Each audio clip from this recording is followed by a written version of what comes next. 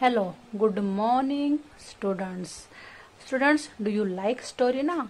Okay, मुझे पता है सभी बच्चों को स्टोरी बहुत अच्छी लगती है। तो चलो आज हम यहाँ पर आज एक स्टोरी पढ़ने वाले हैं हमारे टेक्स्ट बुक में। ओके, हमारे टेक्स्ट बुक में पेज नंबर 3030 पर हमारी स्टोरी है। स्टोरी का नाम है 2.2 द लॉयन। लॉयन मतलब सिंह। ओके, द मेन मतलब आदमी, मनुष्य जिसे कहते हैं। एंड द स्टेचू, स्टेचू मतलब पुतला, जैसे हमें पिक्चर में ऊपर में दिखाई दे रहा है ना। ये लॉयन दिखाई दे रहा है, सिंह, ये मेन, एंड ये स्टेचू पुतला दिखाई दे रहा है। तो आज हम लॉयन, मेन एंड स्टेचू की स्टोरी पढ़ने वाले हैं। ओके, तो आर यू रेडी? सभी बच्चे रेडी हो ना? तो चलो सभी बच्चे अपनी बुक में पेज नंबर 30 निकालो और 2.2 यह स्टोरी अब हम रीड करते हैं। सभी बच्चों ने मेरे साथ स्टोरी को रीड करना है। ओके, सो चलो हम अब स्टोरी रीड करते। 2.2 the lion, the man and the statue. क्या बोला है यहाँ पे? देख लो। Long ago man and animal could talk to each other। Long ago means बहुत पहले। लॉन्ग अगो यानी क्या होता है? बहुत पहले। मैन एंड एनिमल, आदमी और एनिमल यानी पशु। एनिमल यानी जानवर, पशु भी कहते हैं ना।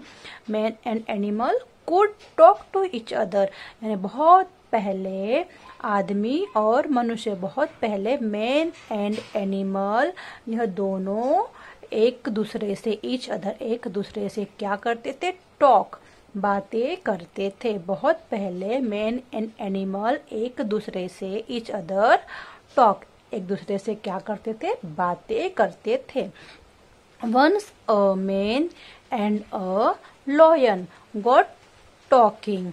वंस अ मैन यानी एक बार आदमी and lion, man and lion got talking, एक बार आदमी और लॉयन क्या कर रहे थे? बात कर रहे थे।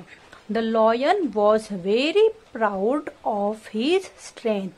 तो जो लॉयन था, lion was very proud of his strength, lion को अपने स्ट्रेंथ, STRENGTH, इसको क्या पढ़ते हैं? स्ट्रेंथ। तो जो लॉयन था उसको अपनी स्ट्रेंथ, स्ट्रेंथ मतलब क्या होता है? ताकत। स्ट्रेंथ यानी क्या होता है? ताकत। तो जो लॉयन था, लॉयन को अपने ताकत पर क्या था? वेरी प्राउड यानी बहुत गर्व, घमंड। प्राउड यानी क्या होता है? गर्व, घमंड होता है। तो क्या बोला यहाँ पे? The lion was very proud of his strength. जो लॉयन था, लॉयन को अपनी स्ट्रेंथ पर, अपनी ताकत पर बहुत क्या था? प्राउड, बहुत गर्व, घमंड था। और क्या कह रहा था वो? आई am the king of beast. और उसने क्या कहा? I am the king of beast यानी मैं जानवरों का कौन हूँ? King of beast. मैं जानवरों का क्या हूँ? राजा हूँ, किंग हूँ, मैं जानवरों का राजा हूँ। I am stronger than any man, that is why men fear me। उसने ये भी कहा कि I am stronger than any man, मैं किसी भी व्यक्ति से, किसी भी मैन से अधिक ताकतवर हूँ। यानी मैं कोई भी व्यक्ति हो, कोई भी आदमी हो, उससे मैं ज्यादा ताकतवर हूँ, स्ट्रोंगर हूँ। That is why men fear me। और यही कारण है कि जो मेन है, आदमी है, वह मुझसे फियर यानी मुझसे डरते हैं। ओके, अंडरस्टैंड ये पैराग्राफ? क्या बोला इस पैराग्राफ में? कि long ago man and animal could talk to each other. बहुत समय पहले की बात है कि जो मैन एंड एनिमल एक दूसरे से क्या करते थे? टॉक करते थे। Once a man and a lion got talking, एक बार आदमी और लॉयन क्या कर रहे थे? टॉक, बातें कर रहे थे। The lion was very proud of his strength. जो लॉयन था, लॉयन को अपने स्ट्रेंथ पर बहुत प्राउड था। और उसने क्या कहा, I am the king of beast, I am stronger than any man, that is why man fear me. उसने कहा कि मैं जंगल का क्या हूँ, मैं जानवरों का, बीस्ट यानी जानवर, ठीक है, मैं जानवरों का किंग हूँ, मैं जानवरों का राजा हूँ, मैं किसी भी व्यक्ति से अधिक स्ट्रोंगर हूँ, ताकतवर हूँ। यही कारण है कि आदमी मुझसे क्या करते हैं, फियर, मुझसे डरते हैं। Okay, understand. अब सेकेंड पैराग्राफ में क्या बोला है, The man was also proud of his intelligence। जो मनुष्य था, आदमी था, उसको अपने इंटेलिजेंस, अपने बुद्धि पर प्राउड था। और जो लॉयन था, लॉयन को अपने किस पर प्राउड था, स्ट्रेंथ यानी ताकत पर था।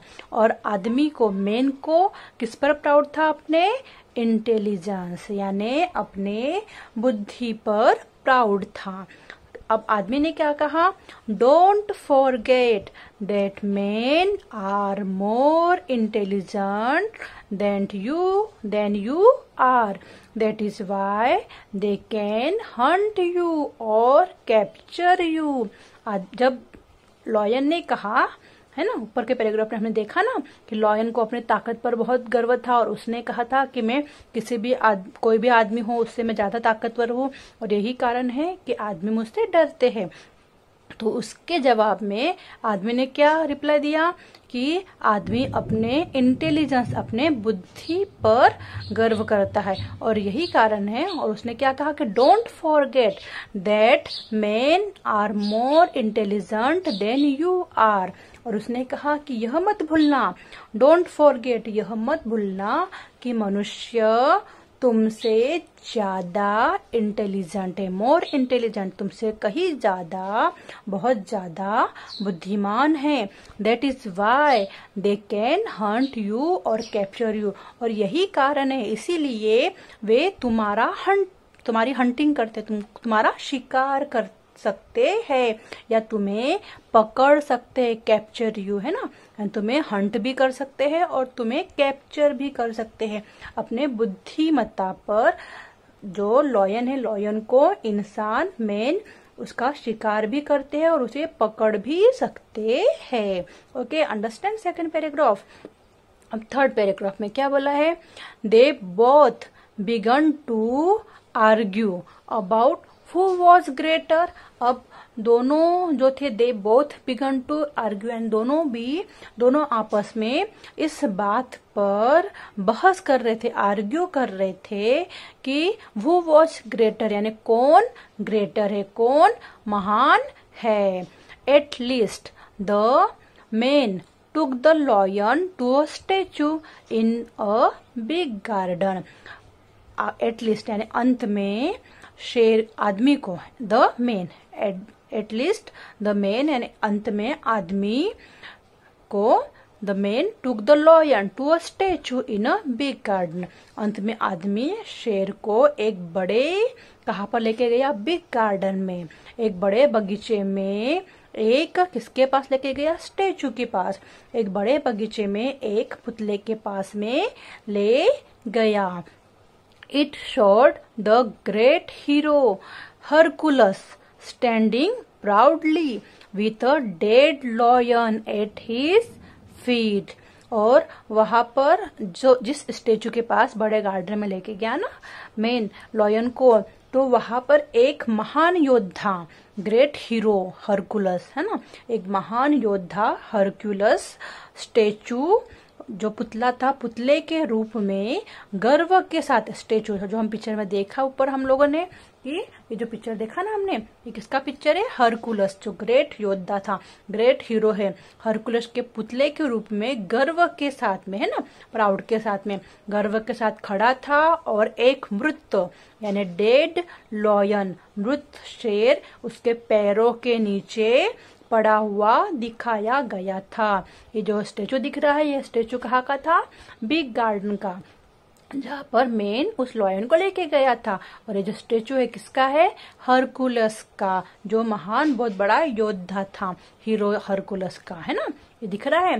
तो वही यहाँ पर कहा गया उस आदमी ने कि जब दोनों के बीच में आर्ग्यू हुआ कि कौन ग्रेटर है, तब आखिर में जो आदमी था उसको बिग गार्डन में लॉयन को लेके गया जहाँ पर स्टेचू था, और जो स्टेचू था वह ग्रेट हीरो हरकुलस का था, standing proudly with a dead lion at his feet. और बहुत गर्व के साथ में खड़ा था। जो स्टेचू बना हुआ था हरकुलस का, वो बहुत प्राउडली स्टैंडिंग था, बहुत ही गर्व के साथ खड़ा था, और उसके पैरों के नीचे में एक डेड लॉयन पड़ा हुआ दिखाई दे रहा था। ओके, अब नेक्स्ट पॉइंट, नेक्स्ट पैराग्राफ में क्या बोला है, see this statue proves that men are greater claimed the men. उस स्टेचू को दिखाते हुए मनुष्य ने लॉयन से क्या कहा कि see this statue proves that men are greater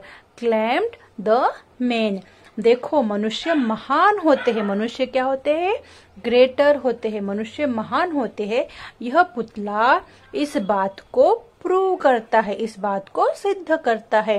claimed the main, आदमी ने क्या किया? क्लेम्ड किया, आदमी ने दावा किया, यह स्टेचू दिखाकर, है ना। फिर नेक्स्ट पैराग्राफ में क्या बोला है, not at all the lion replied quickly. तो जो लॉयन था उसने क्विकली रिप्लाइड किया, नॉट एट ऑल, बिल्कुल नहीं। सिंह ने तुरंत रिप्लाइड किया, सिंह ने तुरंत जवाब दिया। This only shows that the statue was made by a man. उसने क्या कहा? यह पुतला मनुष्य ने तैयार किया है ना। Statue was made by man, यह पुतला किसने तैयार किया है? मेड किसने किया है? मैन ने किया है, मनुष्य ने तैयार किया है। If lions made statue they would show the lion standing and the man laying dead under his paws। तो उसने क्या कहा कि लॉयन ने क्या कहा कि यह तो पुतला मैन ने तैयार किया है, इसलिए वहां पर मैन खड़ा है और लॉयन नीचे डेड होते हुए नीचे गिरा हुआ दिखाई दे रहा है। उसने क्या कहा? यह पुतला मनुष्य ने तैयार किया है। यह पुतला इस बात को दर्शाता है। यदि लॉयन ने पुतला तैयार किया होता तो क्या होता? शेर खड़ा होता, लॉयन क्या होता? वहां पर लॉयन स्टैंडिंग होता है, यानी शेर खड़ा रहता और मनुष्य उसके पंजे के नीचे मरकर पड़ा हुआ दिखलाया गया होता है ना। यानी उसने लॉयन ने क्या कहा कि यह तो पुतला जो है, यह स्टेचू है, यह मैन ने बनाया है, इसलिए मैन खड़ा है और लॉयन को डेड होकर नीचे गिरा हुआ दिखाई दे रहा है। लेकिन अगर यही पुतला कोई लॉयन तैयार करता तो लॉयन खड़ा होता, स्टैंडिंग होता, और जो आदमी है वो उस लॉयन के पाँव के नीचे में डेड दिखाई देता है ना। समझ में आया? तो आगे के पैराग्राफ में क्या बोला है, from this story we can see that the story depends on the storyteller. When someone else tells the same story, they tell it from their point of view. यानी इस कहानी से हमको यह पता चलता है कि कोई भी बात कहने वाले पर ही निर्भर करती है ना। जैसे मैन ने दिखाया तो तुरंत उसने रिप्लाई दिया ना लॉयन ने कि यह पुतला आदमी ने बनाया, इसलिए वैसा दिखाया गया है। तो वही कहा गया है कि from this story we can see that the story depend on his story teller. यानी जो स्टोरी कहता है उस स्टोरी बताने वाले, जो कोई स्टोरी बताता है, कोई भी बात कहने वाले पर, स्टोरी टेलर पर निर्भर करती है। यह स्टोरी से हमें यह पता चलता है। When someone else tells the same story, they tell it from their point of view. यदि इस कहानी को किसी और ने कहा होता तो उसने इसे अपने पॉइंट ऑफ व्यू से कहा होता है ना। जैसे यहाँ पर जो स्टोरी दी है हमने देखा तो लॉयन ने अपने पॉइंट ऑफ व्यू से कहा, वैसे आदमी ने अपने पॉइंट ऑफ व्यू से कहा। उसके जगह पे और कोई तीसरा होता तो वो भी अपने पॉइंट ऑफ व्यू से ये स्टोरी को कहता है ना। हमें स्टोरी से क्या सीख मिलती है कि यह स्टोरी से हमें यह पता चलता है कि कोई भी जो बात है वह जो स्टोरी टेलर होता है, कोई भी बात कहने वाले पर ही डिपेंड होती है, निर्भर करती है। ओके, आई होप बच्चों आपको यह स्टोरी समझ में आई होंगी। सभी बच्चों ने स्टोरी को रीड करना है और यह वीडियो बार बार देखना है और स्टोरी को समझना है। Okay, good day.